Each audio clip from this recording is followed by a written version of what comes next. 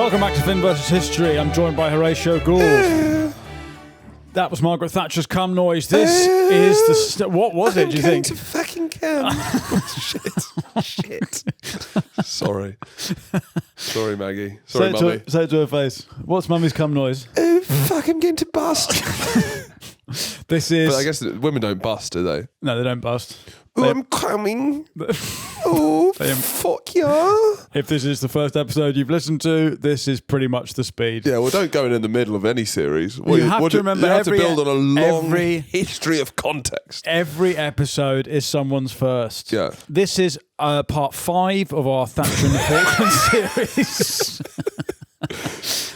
It's the beginning of her second term. Yeah. We've taken 4 parts to get to the second term. 15 parts of the British Prime Ministers? Do the Falklands count, or are they their own? I don't know anymore. I don't know. But we're into it. We're deep into it. Thatcher's heard that she's won a second term, and she goes, "Oh fuck! Oh fuck! This lady's for turning. This lady's not for coming. Oh fuck!" Do you think that's what she's? Yeah. This lady's not for busting on. No one's busting on Thatcher. Dennis isn't busting on Thatcher. What's Dennis's cum noise? Let's equalise it. It's fuck off. Yeah, he says fuck off. Oh bloody hell! Fuck off! BBC puffs and you trots. Bloody fucking puff! You fucking Trotskyite puff. He's calling Thatcher a Trotskyite puff for making him come. You Trotskyite puff! How dare you! No, he's getting pegged by Thatcher saying you're a puff. Yeah. You're a Trotskyite. He's shouting it. He's Trots. Powerbot. Trots. Trots is such an underrated. Yeah, it's good. It's good. Old school. Fucking trots. Anyway, we are in 1983, and as you will have heard if you've been listening to the series, Thatcher has been reborn. Yeah, she's riding high. The Falklands War. Before that, Mummy was on her knees, not in a fun way. Not in a fun way. She was doing her best to clean up the mess that her 10 predecessors had left. But it was not going well. But the economy starts to turn around. Just before the Falklands War. Just before the Falklands War. And then the Falklands War, she is like a rocket booster for her support. She comes out of it thinking she can do no wrong. Yeah. The Labour Party at this time, their manifesto has been called the longest suicide note in history. What kind of policies do they have in there? There's some very, very radical ones it's for the second main scrapping party. Nuclear weapons. This is at the height of the Cold War. Yeah. Abolishing the House of Lords. Renationalise everything. Withdraw from the European Economic Community. It's a lot. Pick one and make a big pitch for it, but you can't do them all at once. All of them. It's the same as Corbyn's one. Free broadband. Well, the free broadband wasn't a bad idea. NHS for pets. People slagged off the broadband, but it was one of the better Everyone ones. gets custard every day. That was a strange one. Again, why? I think it goes against like the health as well. It'll be more strain on the Liberate NHS. Nicaragua. Where even is that, Jeremy? Should we do some things first? Yeah. Someone had a joke about Corbyn that you can imagine that his soap bar he uses right down till it's a slither. Do you know what I mean? My granddad used to use that. You just know he had one bar of imperial leather. Yeah, and it will go until it is like a credit card that he's swiping under his arm. Yeah, absolutely. So Thatcher's second term begins in, is it 1983? Yeah, it begins in 1983. And this is... so much happens in her second term. Yeah. I guess all the images, this is the strike. This is prime Thatcher. This is key Thatcher. Aggie. Yeah. Thatcher's growlers fighting back. Yeah. The main, as well, 1984. So much happens in 1984. But let's crack into it. We're in part 5. We've heard her cum noise. 1984 begins with the National Union of Miners strike. Yeah. So for context, again, we've done 10 parts on this, but Britain had been basically had its balls in a vice by the unions since Clement Attlee. I mean, did Heath basically lose his position because of the the 3-day week and the lights are going off? Yeah. And the miners are being led by the Scargill, who took down Heath. Yeah. And I think he went to try and do the same with Thatcher. They're anarchists, essentially. They're the sort of hardcore Marxists who want to just destroy the government. Or they're union chiefs who their job is to look after the welfare of their members. And that's their one job. Well, it's not their job to look after the welfare of the country. They have a job, and that's kind of where the clash comes in. So coal is obviously being unproductive at this point. Coal isn't that good. Why? Do you know anything like that? I really don't know. Are you any big fuel heads in here? I don't really understand how we get petrol from the ground. The whole British Empire was built on coal. Yeah. And now we don't need it. So for our thick listeners, coal is a black, combustible, sedimentary rock. It's Thanks, old Charlie. wood, right? Hey? Isn't it old wood? Oh, God, that's charcoal. I don't fucking know. You can it's charcoal, you just stuck it in there. Is charcoal old wood? No. Yeah. I think it is. Is it? It's like stupid squared. I was stupid, then you were more stupid. What?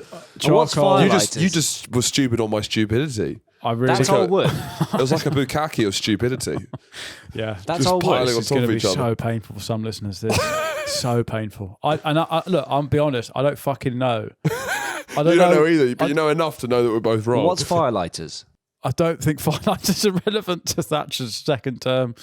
They're brilliant though. She's trying to replace coal with firelighters. I think is what Yeah. she thinks that firelighters will be more productive than coal. Maybe. So, are we the first country to deindustrialize? Well, we're one of the first countries to industrialise. So we're one of the first to deindustrialise. Right. So the NUM, the National Union of Miners, are striking to prevent 20 coal mines from being closed because the government policy is this is a drain on the country's finances. We need to get rid of them.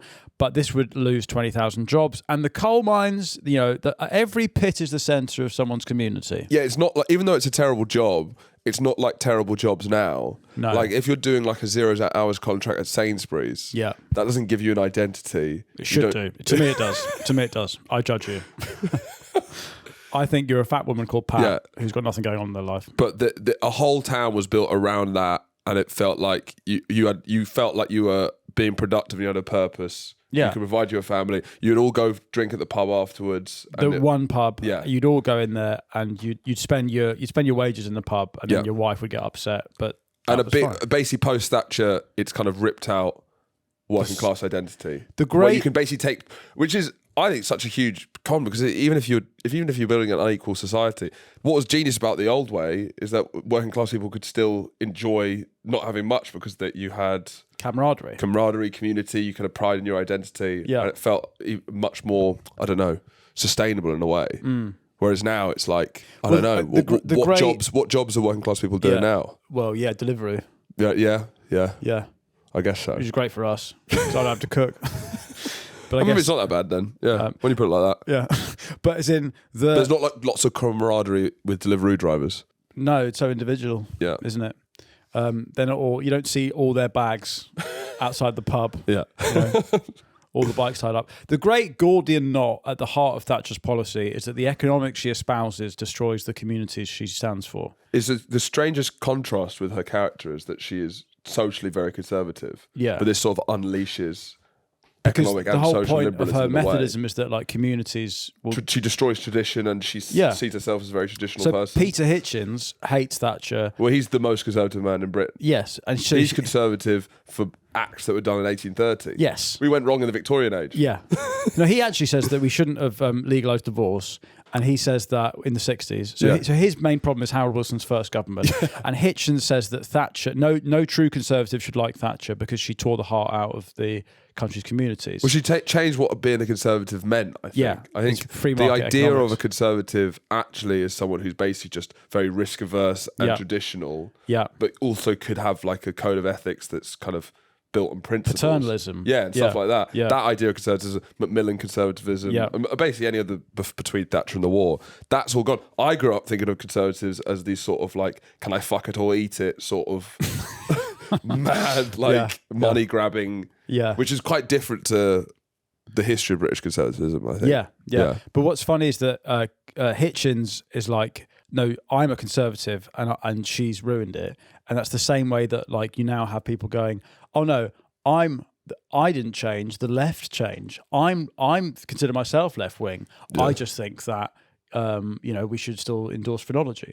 Yeah. People nowadays, a lot of podcasters will say that they're still left wing and then say that the most insanely right wing thing that they believe in. And it's just the left changed. Yeah. But Hitchens does that from the other side. How does he do it from the other side? He says I'm still right wing. He'll say Thatcher's not a conservative. The Conservatives left me. Okay, I see. Yeah.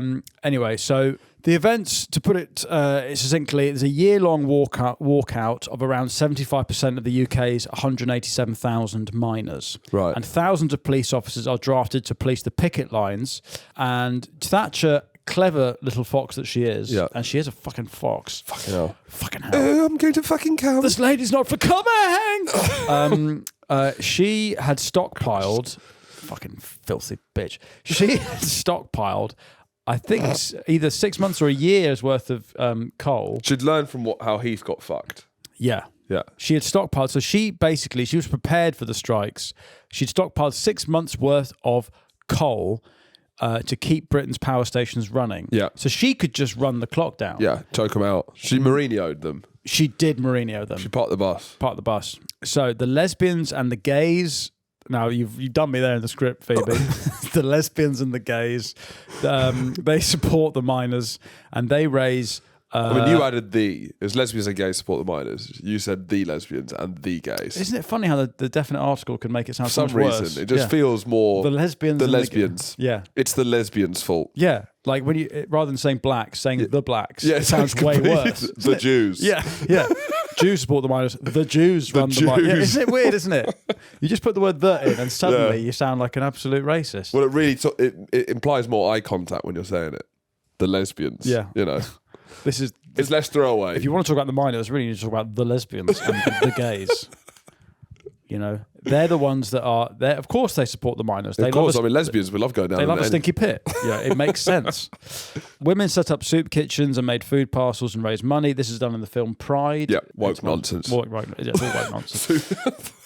But this kind of the agginess begins really on the 5th of March 1984 at Cortonwood Colliery in South Yorkshire, where miners find out that the NCB want to speed up plans to close their pit. Now, there's a big debate about whether the government wanted to just close pits that were even still productive on an ideological basis, which papers were released recently showing they did. Yes, okay. Wait, so they're just doing it just to destroy any power the unions could have? The miners thought that they were closing pits like willy-nilly, and the government at the time was saying, no, we're only closing pits because they're unproductive. But it turns out that they were planning to also close any pit. They just wanted Just wanted it's all out war. They wanted to fast forward. Yeah. It's the opposite of state of war. They're in a state of war. It's the opposite of Mao's Great Leap Forward. Right. It's the Great Shutdown. Yeah. Just quickly. Just do it quickly. Think of the Belgrano, right? Yeah. Just fucking sink it. Fuck it. Sink the pits. So on the 12th of March, the NUM declares a national strike, having not held a vote. In October of the 84, the High Court declares the strike illegal because it didn't hold a vote, which Thatcher had said he had to. Now, in Nottinghamshire, most of the 30,000 miners there carry on working, which is why they get called scabs. Yeah, cross the picket line. So on the 18th of June 84, we get to the Battle of Orgreave. And these are all images that we've sort of grown up with or have been used in documentary films. Yeah. Yeah, the images are pretty. The 80s, in the Britain, the kind of agginess. So 6,000 police officers with dogs and horses face off against an equal number of picketers. This is in South Yorkshire. It erupts into violence. 95 picketers are arrested and charged with violent disorder. 100 miners are injured. One miner was hit so hard the officer broke his truncheon. Well, it seems like the officer got... there were victims on the officer's side as well. He had to get a new truncheon. He was charged with vandalism, that miner, for breaking the truncheon. In 1991, 39 convicted miners were compensated £425,000 for assault by the police, wrongful arrest and wrongful prosecution. So 11,000 people were arrested. Because they fucking... Thatcher's just arresting anyone at this point. Just fucking bang them up. Yeah. Here we go. Black Lives Matter. I don't think they were doing that. Well, you say miners... they are blacked the up. miners were blacked up. Well, I don't think they were blacked up, Charlie. I think that's quite a large accusation to make. I think you're they were going down a mine. And it happened to... They weren't doing blackface. Doing blackface. It wasn't the only safe place to do blackface was underground. You know, it is. Well, it is. Yeah, it is. It is. Actually, if you're trying to do blackface, being a coal miner is like if you have to do blackface, perfect crime. It is a perfect crime. If you just can't live, look at that. You're not He's been doing down the mine. Yes. Yeah. Now, obviously in Holland they still do that to this day. Yes, they love it over there. Schwarzer Peter and all that. Yes. No, the miners were not. Well, we don't know actually. We don't know. Some miners may have been attracted to the job because it gave them a free hit at blackface. We don't know that. Yeah. But these all love blackface. Look at them. Well, you've also got Morris dancers. They love it. Oh, they love black. Proper Morris dancing is there's a bit of blacking up. Oh, bloody hell! But this is kind of the images you get of the 80s is just riot police just charging people in bootcut jeans and mullets. Yeah, lots of megaphones. It's not a good look. Is there like a king miner? Yeah, Yeah, Scargill. Scargill, who we'll get to in a minute. He's blacked up. What do you imagine he looks like? What do you huge Like big smile on your face, imagining a guy with a fucking pickaxe, a crown and blackface. Coal crown, like totally blacked So you up. think he's blackface and he's got like a fruit He's like basket, king of the dwarves. fruit basket on his head, and he basically speaks like, "Hey man, mini Martha Scargill," and you think he's just fully blacked up. You think that's what he is. And he eats coal. He eats coal. Right. So you And he's think? got loads of children, but they're all little coal boys. So you think Arthur Scargill's like the ultimate racist? Yeah, and he loves, but he's also a really good miner. So you framed the whole miners' strike as a race thing. Well, it is if you look at it. Right. No, so you're saying like what actually was going on? Well, they're all blacked up. It's not. I don't think they were. Well, so it's blacks v whites. Yeah. But it was just one. They're both white. One was blacked Yeah, up. the whole 80s were a race riot, basically. You're right. Anyway, so the strike ends basically a year later, and they go back to work. But there's just constant battles, constant pickets. Police are just rugby tackling guys in double denim. Now, Arthur Scargill was president of the NUM. His wife, Anne, let's have a look at Anne Scargill. Let's see, Charlie, let the dog see the rabbit. Get Anne Scargill's face up, would you? So he led the miners' strike in 74, which, as we said, brought down Heath. Clearly images, Charlie. Oh, I reckon she was quite pretty back in the day. Yeah. She is. Look, Fair play. she looks like that lady who says, "You horrid little cunt." Oh, Marcia Williams. Yeah, a little bit. Yeah. So Scargill claims there was a plan for more than 70 pit closures, which was proved true in 2014 when old Cabinet Papers released. And Scargill worked with Women Against Pit Closures. That's an anti-lesbian pressure group. WAPSI. Yeah, Women Against Pit Closures. She chained herself to the railings at the Department of Trade and Industry. Hello. Oh, yeah, that's the woman you marry. Yeah, she's into some BDSM stuff.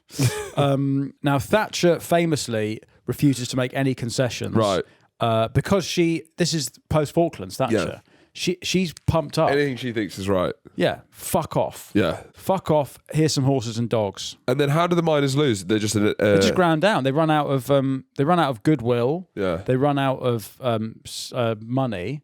Yeah. Because they pay the unions so that then the unions can pay them to not work. Yeah. Right, that's how the whole thing works. Right, Eventually so they run out of money. They were paying to be paid. Yeah. So like, here's 30 quid for you So to pay your me union 30 membership basically is a price so that if you can strike to get better pay, you can still be paid for not working. Sure. Anyway, Thatcher does not make any concessions. The miners lose, which paves the way for more industries to be privatised. But like the steel support the and miners water. had during Heath and Callaghan, that's faded now. Well, it's been support. 20 years of Britain just dancing to the miners' tune, and I think it was. And they did. In retrospect, it does seem like the unions asked for too much, so they got nothing. I think you blame Thatcher. Both sides, because Scargill was a Thatcher of the mines, though. That's what I mean. You can blame Thatcher. You also blame Scargill. He was so extreme as well. Yeah. So and also, it was inevitable because if you look at comparable European countries, deindustrialization was inevitable. Yeah. But it could have been done as such a more. It was more. It could have faded out. It could have been done to keep the communities. Because what Scargill could have pushed for is some kind of reinvestment in the jobs, in the people, in retraining. Now it's like a big Sports Direct factory. And That's you're just literally making what it is. Mugs. Yeah. You've gone from mining in blackface to not being allowed a piss break making big mugs. Yeah, it's true. Yeah. But also the whole town, all the towns, small towns, are completely ruined. That's why the high streets are now just fucking betting shops. And I mean, you're going on tour on quite a few of them, right? I'm going round all these places. I'm seeing the towns that Thatcher and Scargill decimated. Yeah. What is it? Do you think having a lunch as a miner, like having a sandwichy lunch as a miner, is like the most like righteous lunch? I think so, genuinely. Have? Like out of your little box with your black hands. I do agree with this. I do think about this. I think certain kinds of work, doesn't matter how good the lunch is, I think it just feels incredibly righteous. You mean the photo of the men in New York on the girder? Sort of, yeah. Any of those sort of. I just think certain lunches having like a little fruit shoot down the mine. I think it was a fruit shoot. That's a kid's lunch. Yeah, I don't think fruits were allowed down the mine. This is all. No, the fruits were supporting. Right, sorry. The fruit shoots were supporting the miners, the blackface miners. It's intersectionality. This fucking man said it's a bloody fruit shoot. Well, that was we should place this though. I realise we haven't placed this, and they'll be livid, our thick listeners. Right. This is 1984. Okay, so this is after the book 1984 was written.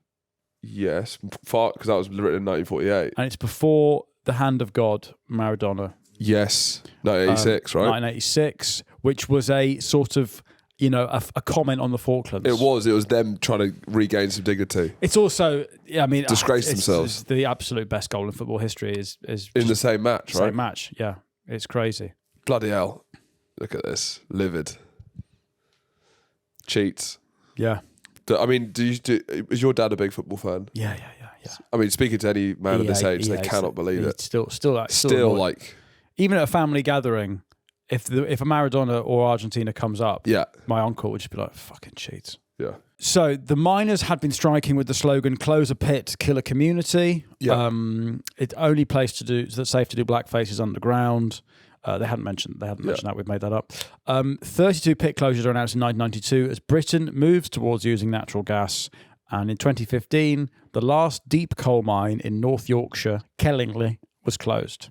So the UK coal industry had a total workforce of around 221,000 in 1984 and less than 7,000 in March 2005. And was the UK basically invented coal being used as a fuel source? Listen, Is that not what the Industrial Revolution was? Given none of us know what coal is, I don't know how. Who invented coal as using coal as a fuel source? History of coal. Let's do it now. Little side episode. History of coal. They used it in ancient China, right? Right. And also what is coal? And look, there's people who will be furious as to this. It's a fair question. We're not claiming to be intelligent. It's a good question. What the fuck is it? Can you eat it? I don't know. It's pure carbon, right? It's a lump of carbon that you can release the energy inside. Definitely, if you eat it, you get cancer. But is it like having like the maddest burnt toast ever? I think I genuinely, in a way, I think you're right. Yeah, and I don't know. No, is it just really burnt toast? I was famously very, very bad at science. Burntest toast ever. I think it's basically they're mining burnt toast from the ground. So you were bad at science. I was bad at science. So bad. Did you have any skill at? No. Yeah, we're to be honest, this is a terror on science stuff. This podcast has no one. There will never be Finn versus science. No, because I've lost that fight already. I'm never going to win Finn versus science. Science has got me over a barrel. We've got no one here knows. Do you know anything about science? No. I mean, fucking hell. I genuinely think that these people were blacked up racists mining burnt toast from underground. I think that's what they were doing. And for some reason, Thatcher stopping that has made the country worse. I think. I'm thinking of like coal-powered trains is what I'm thinking of. This is a three-way Mexican thick-off. None of us. We're trying to work out who's the stupidest. I don't know. Is it burnt toast? I think so. Coal is compressed plant matter. There you go. Yeah. It's vegan. So your vegan's going to eat it. So I guess it's the life cycle of all organisms. They go into the ground and they get crushed into a carbonated, decomposed form. But I also think that dinosaurs. I also think then dinosaurs. You dig down and you get and they come out as burnt toast. Did you know this? Dinosaurs are petrol. What? Do you know that? Yeah, they are. Dinosaurs they go into the ground and then they eventually decompose into. They get squashed. So much they turn into black. Esso. They turn into Guinness. petrol. Dinosaurs are petrol. I think dinosaurs are petrol. Dinosaur petrol. Fossil fuels. It's fossils of dinosaurs. It's ground Guinness. Split the D. Yeah, we've got to stop splitting the G. We've got to stop using Guinness and start using. Oh, I don't fucking know. Right, we're all blind here. We're blind. We really are. And this will be it's fucking mustard gas in the trench. We're all so holding on to each other. Greta Thunberg is listening, going. Is she listening? Let's get her on. Get her on. She'll know what's going on. She's a laugh. Right. So that's the mines. The miner strike is all going on right in '84. Now on the 12th of October 1984, a lot happened. 84 is a crazy year, right? Margaret Thatcher. Thank Mummy, just about escapes with her life. Yeah. So in September 1984, IRA bomb expert Patrick McGee, that's not a slur, that is his actual name. What's his fucking name? Patrick McGee or something? Diddly Paddy McGee. McGee is a silly surname because it implies you're jumping on a trampoline dressed as a leprechaun. Anyway, come see me on tour in Dublin and Cork and Belfast. McGee! Paddy it's McGee. A funny, it has a lot of McGee! Like, but look do you know what I mean? At his he's a hot guy. Look at that. What? Look, do you not think? Sort of. Phoebe? Do you not think he's hot? Don't you? No, you got weird. You got a weird thing. You do have weird taste. You're like chewed up old Scottish women and IRA bombers. I think he's a. And you love whiskey. I think it's all your taste in something sexual is how much. I think he's stinks of I think he's a good looking guy. He's not. Do you not think? No, he looks like sort of George Best's sort of Downs cousin. George Worst. He looks like George Worst. And on the left wing, George Worst. He's got Downs. Does he know the rules? But do you know, McGee is a silly surname. Would you not agree? It's like being called like Brian Yippee. Yeah, Brian Yippee. The problem with being an IRA bomber called Paddy McGee is that it sounds like a slur Thatcher's made up for the IRA. But that's his actual name. Yeah. Right. So he checks into room 629 of the Grand Hotel in Brighton and sets a bomb to go off 24 days, 6 hours and 24 minutes later. It's like I didn't realise it was a month before. Yeah. So he's attached to like an egg timer, right? Or something like that. Something like that. So Thatcher is going for the Conservative Party conference in Brighton. They always do this stuff by the sea. I don't know why. What name does he check it? He doesn't check in as Paddy McGee, does he? When he stays there, he's like fucking checks in as like John English or something. Mr. John English, yeah. Mr. Coventry. He checks in as the John winner. Coventry. He checks in as the HMS Coventry. So Thatcher in October, a month later, is she rehearsing a conference speech in the toilet? Maybe she's just been in the toilet doing her powder. The thing is, she stays up so late. Yeah. Working, and that's part of the reason she's alive because she was probably looking through files at 3 a.m. Was the bomb under her bed? No, it wasn't. That she got moved to a different room, so it was like, but it was meant to explode and damage all rooms around, so it could have hit some. So the bomb explodes and it causes one of the hotel's chimneys to slice through the building like a guillotine. Yeah. The chimney destroys Thatcher's bathroom suite, which she had just exited 2 minutes. So if she'd had any less fibre that day, she's dead. Right. But she's saved. She's saved. By Luckily, her Protestant diet. Her Methodist diet. No funny business. Yeah. She was not having a honking great shit at the time. And that's why she's alive. God bless. The bomb seriously injures 31 and kills 5. I mean, I guess...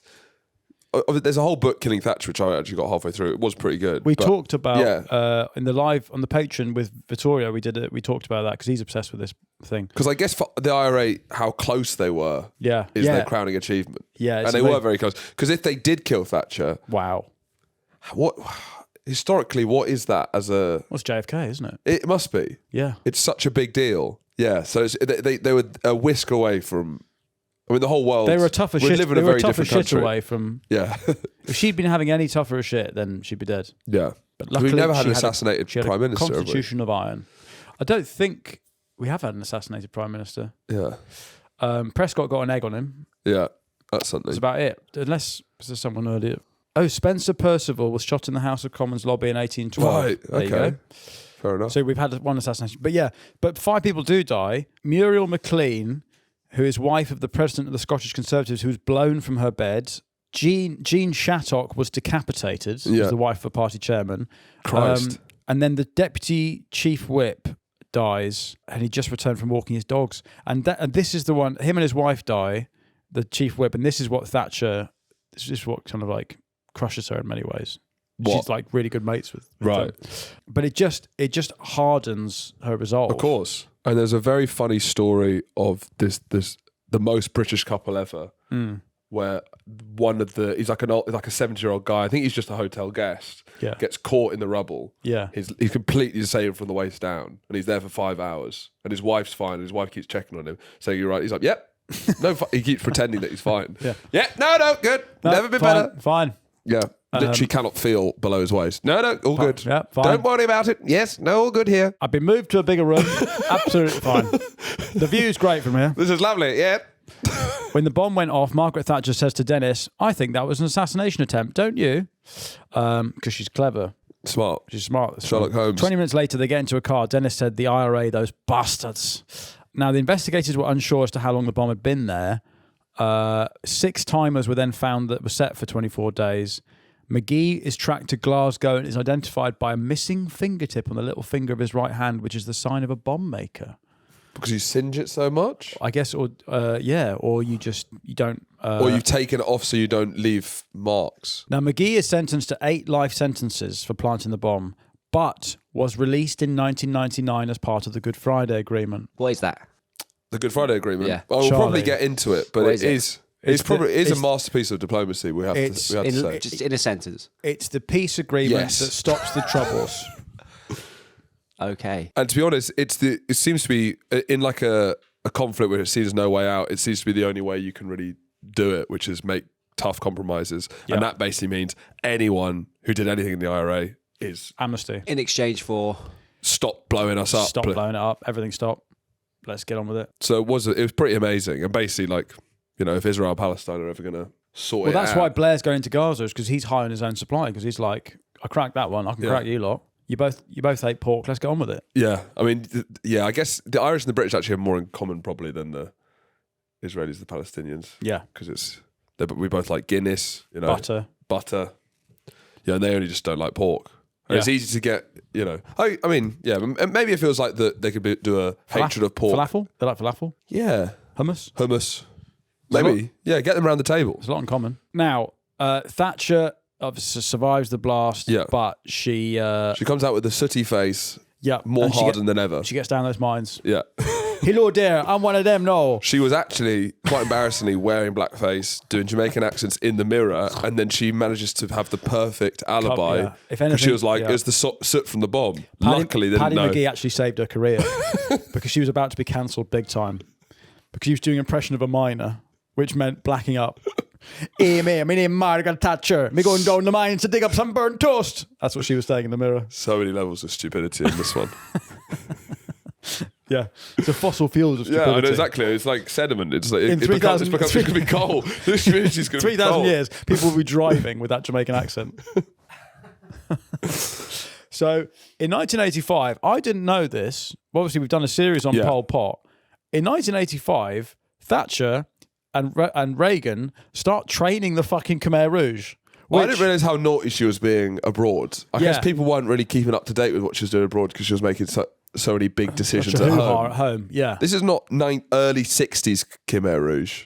No. Where we didn't know what they're up to. This is post-Killing Fields 80s Khmer Rouge. Yeah. When we know they're naughty as hell. A lot of things from the 80s don't date well, and the Khmer Rouge is one of them. Yeah. Because by that point, Pol Pot has told an entire city to fuck off. He's killed everyone with glasses. Yeah. And the Vietnamese have ousted them. Yeah, he's done Pat Cummins with babies against... fucking steamed him with babies against trees. He's been steaming him with babies against trees. Doing Joffer Archer bouncers. Some people are saying, guys, I'm autistic. At that point, no one really knows what that is. That's not a defence yet. Basically, the only people who could survive the killing fields are people like Charlie, who are so thick they pose no threat to the state. Yeah. So obviously, the Americans have only just stopped fighting the Vietnamese, and the Vietnamese have now overthrown the Cambodians. Cambodia and the Khmer Rouge. The US and the UK... my enemy's enemy is my friend, whatever. They fund the Khmer Rouge to fight the Vietnamese. Between 85 and 89, the SAS ran training camps for Khmer Rouge allies in Thailand. They created a sabotage battalion of 250 explosives and ambush experts, all people who had served during the Falklands. The SAS teach them how to make explosives, booby traps, and time delay devices. And then to allow the government to deny helping the Khmer Rouge, the SAS trained soldiers loyal to Sihanouk and the former PM. But this is what happens in the Cold War, is that alliances upon alliances, who's the real enemy? My second enemy is closer to me than my first enemy. Yeah. Because Khmer Rouge are communists, but they're less threatening communists than the Vietnamese communists. The communists who have won. Yeah. Yeah, so they're training the communists who have lost to beat the communists who have won. But also, as we learned in the Khmer Rouge series, they're not really communists. They're not communists. They're having a go. They don't understand French. They can't read. They also, it's similar to Brexit, where it's like, experts. Yeah. Disregard experts. But it's an ambiguous thing. It's emotional politics. Yeah, it is. It's like emotional eating. Yeah, I don't need to know what that is. I know I'm an expert in emotionally. People have been sending me a reel of Harvey Price eating mince pies, going, "This is you."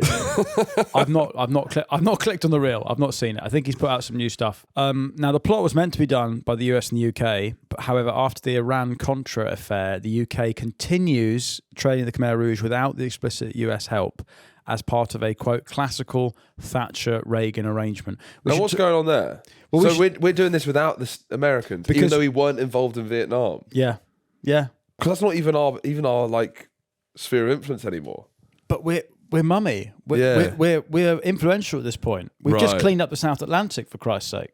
So it's one of the flirty kind of sex talk conversations between Thatcher. We should talk about that because they have a. And this is where this has come out of, right? Yeah. It's just that they're saying progressively dirtier and dirtier things late at night. Over the phone. Dennis is asleep. Yeah. Thatcher, it's 3 a.m. She's calling him up and saying, Reagan's just like, man, do you want to train my she's a fucking Khmer Rouge? She's brilliant, but she's so difficult.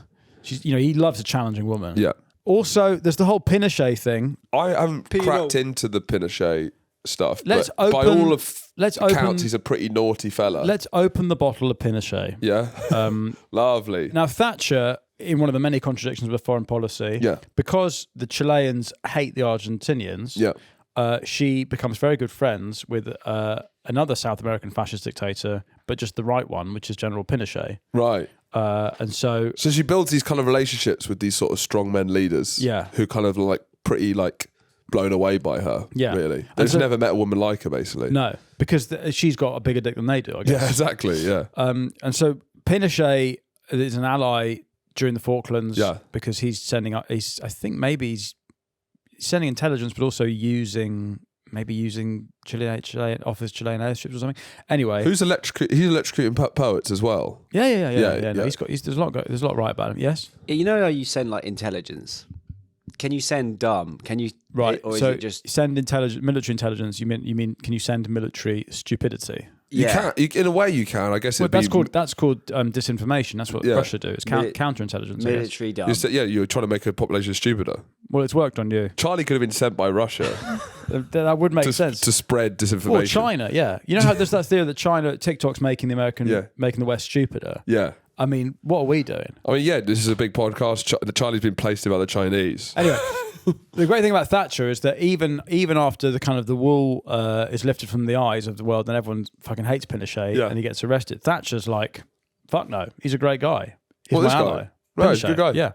So when he gets arrested in the UK, she campaigns for his return to Chile and to drop all charges. This is in long after she's left office. And not many people are on her side for this, right? She's an outlier. Right. Yeah. Everyone's like, I think Blair's in power by this point, and she's like, this is woke nonsense. That man is an ally. He's a great man. She stays friends with them for ages. Yeah. They call each other all the time. She's loyal.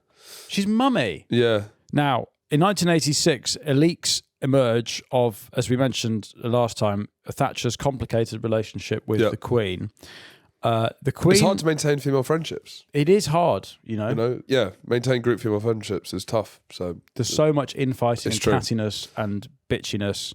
The Queen thought Thatcher's policies were, quote, uncaring, confrontational, and socially divisive. Because the truth is, the Queen is a true conservative in a more traditional sense of it. And Thatcher's sort of ripping that book up. Well, isn't Macmillan the Queen's favourite Prime Minister? I think Wilson is actually. Wilson is personally, but I don't know if politically.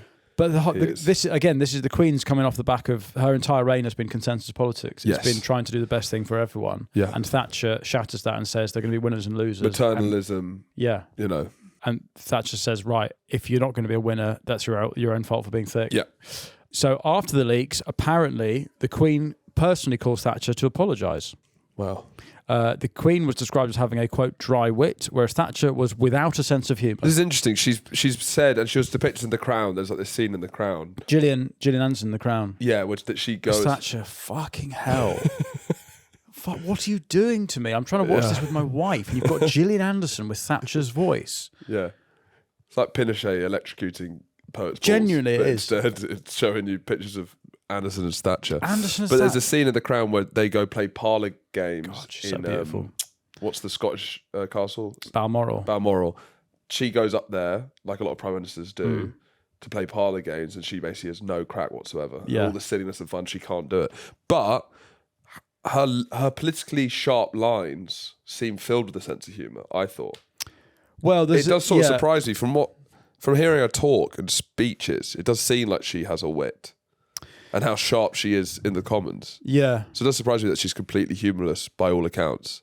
God. Awooga. But then she had speechwriters, I guess, but you're right in that she could put a sentence together so perfectly that you think she must have. She was a speechwriter, but she was quick off the dome as well. Yeah. She had reflexes. But I think she saw politics as like a game she was good at, and it was sport. Right. Whereas when she's not in politics, not playing sport. Apparently she wasn't a laugh. No, she doesn't seem like a laugh. No, to be fair. Quite a severe woman. But mums, do you find your own mum funny? Yeah, sometimes. Really? Do you find your mum funny? In her own way, yeah. Yeah. My mum's funny, I think. Mums can be funny. Yeah, they can be funny. Are Do you find your own Are you like booing your mum? I'm Boring.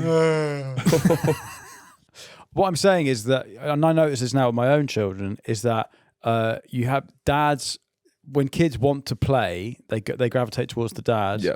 And when they want comfort, they gravitate towards the mum. Yeah. And that's not me being sexist. There is science behind that you can fucking, I don't know what coal is, so I don't know what's going on there either, right? Maybe it's all. Well, I saw my dad once a month. Yeah. So of course he put the only bit of parenting he had to do was for like one day on a weekend. Yeah. So he could make it as fun as possible. Well, it was great with Dad. He had a lot of Indonesian women to have sex with. He did. He was busy. And now I understand it. Now I'm older. Now you have your own Exactly. Indonesian network of sex slaves. I get it now. I am my father's son. Now, the Queen and Thatcher also disagree on foreign policy. The Queen was devoted to the Commonwealth. That's a Thatcher big thing. couldn't give a shit. Right. Following the US invasion of Grenada, Yeah, that's a weird one. part of the Commonwealth, the Queen summons Thatcher to Buckingham Palace to voice a disagreement and makes Thatcher stand throughout the whole meeting. That's nice. Now, there's a big... I'd love to see that power off would be awesome to watch. Queen the Queen making Thatcher stand. Because there's such an interesting level of power there, because obviously the Prime Minister has all the actual power. Yes. But the Queen has all the symbolic power and the respect and the deference. Now, no matter what you think about Thatcher's economic policies, she's incredibly divisive. She's very much like Marmite. Yeah. One of the biggest stains on her block card is that she was pretty much neutral on apartheid. She was like, it's not really our business to be getting involved. Yeah. And in a world where everyone was like, don't buy the oranges or whatever, and don't tour to South Africa. Yeah. It turns out that Thatcher's... turns out she was right. Hey? Turns out she was right. Yeah. Oh, that's what you're about to say. She was on the right side of history for once. She thought Nelson Mandela was a terrorist, should be banged up. She really doubles down. Yeah. Now, I read something, it might have been Andrew Marr, that's saying that Thatcher's problem with apartheid wasn't the racial thing, it was the fact that you were not letting the free market rip, because you were saying some people can't, you're disqualifying some people from the economy, or you're making a two-tier economy. That was her main problem with it. Oh, so it wasn't the morality right. of segregation. It was that the economy was being intervened in too much. And intervened being like, no black people should be involved in it. Yeah. Right. Yeah. Margaret Thatcher's favourite food included a dish called Mystery Starter, which was a gelatinous and unappetizing mix of beef, consommé, cream cheese, and curry powder. What? Mystery Starter? Are you joking? Scroll down. This is perhaps the most famous example. A layered starter with a base set of consommé. Fucking hell. Christ. Cream cheese. I mean, the 80s are bad for food. Really bad. Really, really bad. Because they're experimenting as well. They think aspects like the future. Yeah. So Thatcher presides over the establishment of Zimbabwe from Rhodesia, but was against the international sanctions against apartheid Africa. She insisted in public that there should be no negotiations with the ANC terrorists, because obviously she's been blown up by the IRA. She's very anti-terrorist. The big thing that she does do, which you still see in London today, is the Big Bang. Sure. This is maybe the most lasting thing she does in many ways. Well, there's this and there's the coal. It's this is why London is so much more prosperous than the rest of the country, or the southeast, basically. But this is fully the world we live in today. Yes, 100%. Yeah. Do you want to explain it? Because I'm not really good with economics. I'm not very good with economics either. Christ. But basically, you did an economics degree, didn't you, Charlie? Yeah. From UCL. Big Bang. So basically, when like 100 tomatoes in the economy, and we got £1 million. If you print another million, that 100 tomatoes, each one is worth a bit less. And the Big Bang is when we're just like, fuck it, and then we just start again. I don't think it is that. I don't think it's that at all. What honours did you get? You got 2-1. You got 2-1 from UCL in economics. Christ. Yeah. I mean, our education system's on its knees, clearly. I mean, did you have to pay? Yeah, had to pay money to what? To go to university. Yeah. Yeah, I think they did weaken it when because they were just like, well, we need the money. Yeah. We'll let them in. Did you not pay? Tomatoes? 100 tomatoes, £1 million. What's that got to do with the Big Bang? It's important. Basically, the economy was controlled, much more state controlled, to make sure there's not like inequities. Yes. And they just took them all off so that you can grow as much as you like, but it kind of meant there was no controls for it to spiral out of control. They take all the handbrake and the red tape and it sort away. of all became imaginary, a lot of it. Yeah. Because it was numbers on numbers, and it just became sort of a lot of it seemed to come quite hypothetical. And that's when 2008 happens, right? When it's like you're sort of trading on things that don't really exist. Well, it's all and about, everyone's getting richer and richer it's until speculating on things. Yeah. It's basically just There are no rules. There's no finance rules. becomes gambling, I think, basically. So it ends the separation between those who trade stocks and shares and those who advise investors. It allows foreign firms to own UK brokers. All 300 member firms of the stock exchange were British, but by 1987, 75 of those 300 were foreign owned, and the volume of trade increases by billions of dollars in a week. Yeah. So this creates the modern boom and bust sort of. Well, what's weird about this is that this then creates. So her whole thing about monetarism is that she's trying to control the money supply and get rid of inflation. But what this does is basically encourage everyone to spend on credit. Yeah. Which then is made up money, which then means that people are still, the money supply is not controlled because you've just introduced it as credit, I think, which then leads to the credit crunch of 2008 when that collapses. And also, she's destroyed the northern mining communities and all those traditional industries. Yeah. But then now, because it's all about finance, it's just been centered in London. So the inequality between London and the rest of the country just zooms. And that's why, like, basically, a lot of the UK is like fucking poorer than the poorest state in America. But it's just London that's been thriving, really. Yeah. Because it's basically Singapore on the Thames. Yeah. And then the rest of the country is falling apart. And those communities growing up doing blackface underground. Yeah. Now we're like, no, we're not called blackface anymore. And they're like, well, what am I meant to do for a laugh? Well, what's funny anymore then? What about traditional British culture? Yeah. We used to do this every day. What is it, Charlie? So now they've closed the mine. Is there just like loads of bread? Is the mines just full of bread, like underground bread? Just skip so, him talking. In 2008, the predatory lending and the deregulation that Thatcher starts leads to the financial collapse. Yeah, but then it's a global financial crash. How influential was Thatcher on? It's more that you're unprotected. Global economics. You're not sheltered from because the biggest shocks. And also, but it was at the same time. I guess Thatcher and Reagan simultaneously were building the modern economic culture. Deregulation, stripping back. Yeah. So this is in line with Reagan doing the same thing in America. And in the Docklands, Canary Wharf, that all happens under Thatcher. Yeah. And so the reason that's all now so soulless is that was just marshland, and then. Are you saying we should go back to when it was? I'm saying nostalgic for the marshland. Well, I used to live in Mudshoot. Yeah, right. When it was a Mudshoot on the Isle of Dogs, not when it was a Mudshoot. And it's a weird place, that area of London. It's very weird. It's very artificial. But what's fascinating car park, is that this happens a lot. I live in Shoreditch. A lot of East London that's now got quite fancy. It still has the Dickensian names of when it was literally a corpse dump outside. Yeah, that's why it's like fucking Shoreditch, fucking Mile End, fucking Mudshoot, Isle of Dogs. So I went to These are quite like fancy places now. Mudshoot City Farm. I went there. I must have been about 24. Just moved to London, and the night before, I'd had what can only be described as the worst hand job of all time. Okay. Hadn't busted. My balls were so painful. I had to go to sleep, and then the next day, I was being polite. And I went to the farm with this girl before she went to the on the train. I went rage home. It was just so painful. Right. It was like hours and hours and hours of being edged by the gnarliest, coldest, boniest hands ever. And then I had to go home and have the most painful, horrible wank I've ever had. And it was not it wasn't fun at all. It was just was it sort of like, you know, those videos where they get the pus out of cow hooves? You ever seen those ones? Where they're like... it might as well have been that. It was horrible, and that what happened in Mudshoot. Yeah, so amazing. That's the view I was looking at when I was in pain. Yeah, it's a very weird part of the city because now. Yeah, no, it is a weird part of the city. Yeah. But what's funny is they've still got all the anti-aircraft defences from the Blitz there. Yeah. So there's like some pigs by a massive howitzer. It's quite funny. It's a funny thing. Anyway. Thatcher built. There'll be a skyscraper in a place called Pisscliffe or something. Yeah. It's the equivalent of like all the most important jobs being in like, I don't know, fucking toilet down. Yeah. or poo castle. Anyway.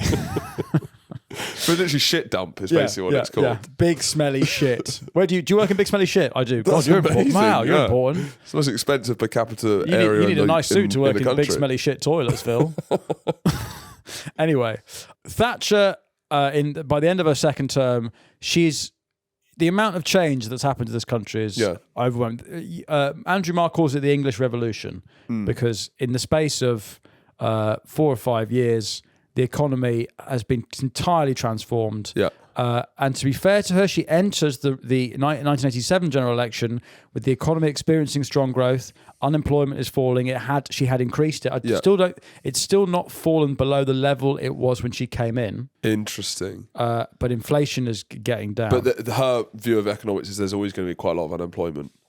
But inflation's more important. It's more important. Inflation's the bigger enemy because she's more thinking about consumers than workers. Yeah. Shopping is more important than blacking up underground. Yeah. That's Thatcher's political. And to be fair, the boom of the 90s that comes after Major and with Blair, that's building off the back of this, right? Yeah. Yeah. So in our next part, in our final part of this epic series on Thatcher and the Falklands, we will deal with her final term and the betrayal of Mummy. And we'll listen to a voice note of my dad, high as anything, defending Margaret Thatcher. We'll talk about why your dad loves Thatcher so much and why my parents hate him. Yeah. And we'll also deal... Hate him. Hate him, sorry. No. It's easy They met your dad. And we will deal with Thatcher's robust response to the AIDS crisis and her She was robust on AIDS. She was robust on AIDS, robust on the causes of AIDS. We'll deal with Section 28. That's already on the Patreon, where for £3 a month you get instant access to series as they're ready, and you get a bonus episodes. This series, we did a bonus episode on Thatcher's children, and we're also getting into a book that my wife found in her uncle's house when she was clearing it out, which is... it's got some very fruity stuff on women. Brilliant. Very funny. That's on the Patreon already, the next episode. If not, we'll see you next time for our conclusion to Thatcher. Goodbye. I'm coming. Oh, I've got to pass.